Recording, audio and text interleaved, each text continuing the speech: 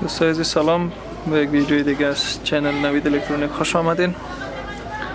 امروز ما بر شما طریقه باز کردن لپتاپ لینوو X1 کاربن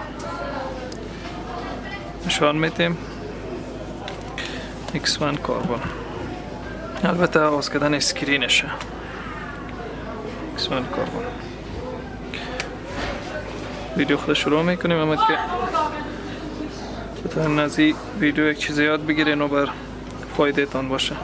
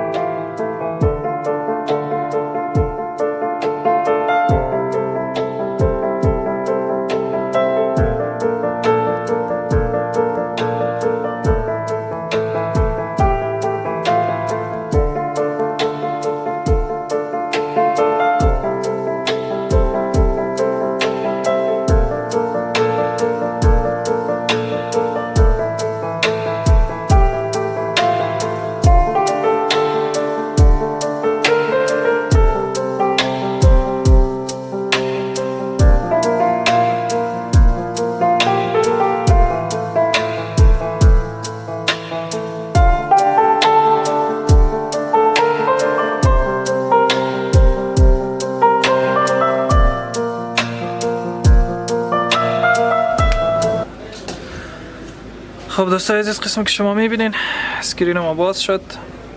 یا چون اسکرین های خیلی نازک هستن، سوپر سلیم میگنش، یا اسکرین های خیلی نازک است، زیر باز کردن از بسیار جنجالی است.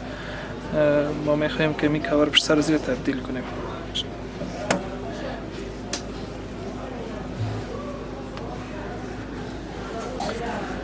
خب دوستای عزیز، این کاور دیگه است که ما ایره حال دیگه کمتر نصب میکنیم و طریق نصبش میبینیم.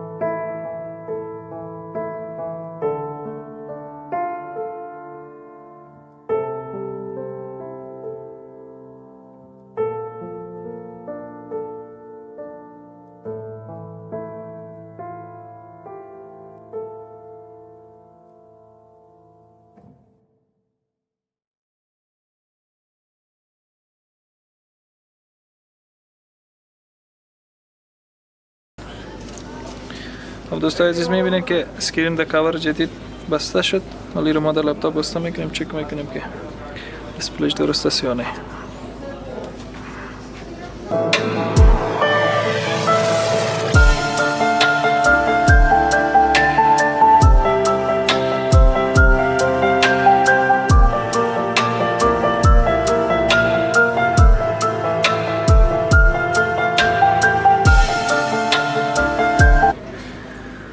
خب دوستان اینا میبینین که اسکرین ما انتقال رفته مکمل، هیچ کدام مشکل نداره، فیکس تمام فریماش شده.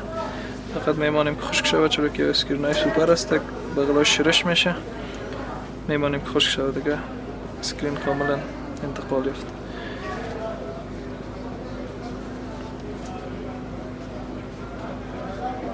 خدا کنه که این ویدیو با فایده تان باشه و یک چیزی ازش یاد بگیریم. چینل ما رو سابسکرایب کنین امرویتان. تا ویدیو دیگه، الله حافظ.